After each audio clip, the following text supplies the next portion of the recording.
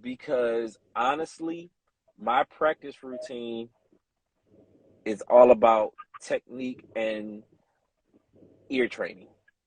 Yes, sir. I Ear training for me is one of the best tools you can do when it comes to practice, because if you can hear it, you can probably play it. Yeah. Because there are a True. lot of things people play that you really can't hear. I know this sounds kind of crazy, but most of the time, if you can hear what you're trying to play, you can figure it out.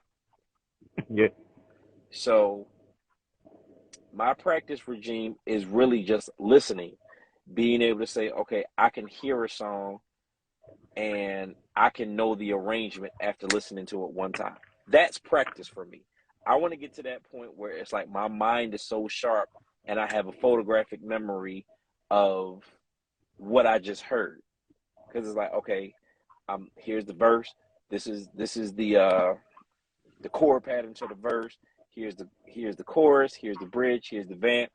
I want to get to the point because one of my one of my big brothers, who I think is one of the most fabulous musicians in the world, Calvin Rogers, he Yeah. just has this thing where it seems like he's not paying attention, but in rehearsal, and I've seen it in several settings, the whole band could be working on something. Then the MD will call Calvin over and say, Calvin, you ready? Calvin will say, hit the intro one time. He'll hit the intro. And next thing you know, Calvin's like, all right, count it off. Let's go. And Calvin can play the whole song down top to bottom. All right. That, that to me is way more valuable than me playing 1,000 notes in 60 seconds, Yeah. because I can use that skill in many more settings than me being the fastest player in the world. Yeah. So really, it's about muscle memory, being able to know shapes, being able to know, uh, being able to move around the whole neck.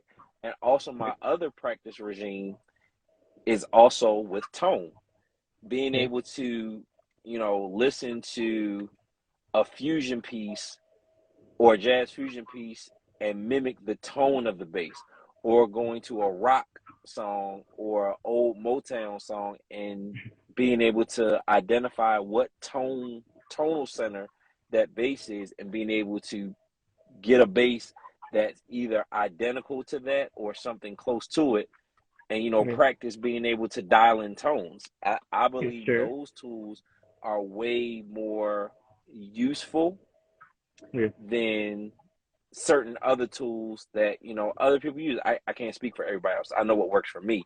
Yeah. Just being able to uh, get calls for records and say, Morgan, I need you to be on your James Jamerson vibe. Okay, I know exactly what that means. That means I need to be playing this type of bass. That means I need to be approaching it with this type of feel, these type of passes, all that good stuff there.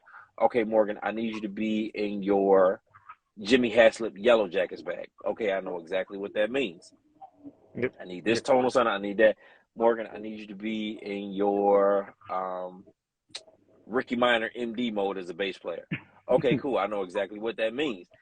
Just being able to identify all of those parts of your instrument, so that way you can fit in any situation. So Yes, that sir. that is a For sure. part of my practice regime, is tone identification, um, uh, ear training, Yes, and sir. facility. Ear training, Yeah. facility, and accuracy. You know, Yeah. Yes, sir. just because you play fast doesn't mean it's accurate. Yeah. Yeah. Yeah. You know, so just facility, accuracy, ear training, and tone identification. I would say that that's all a part of my practice regime. Yeah. Yes, sir. Yes, sir. Yes, sir. Yes, sir. The next question is, how would you be able to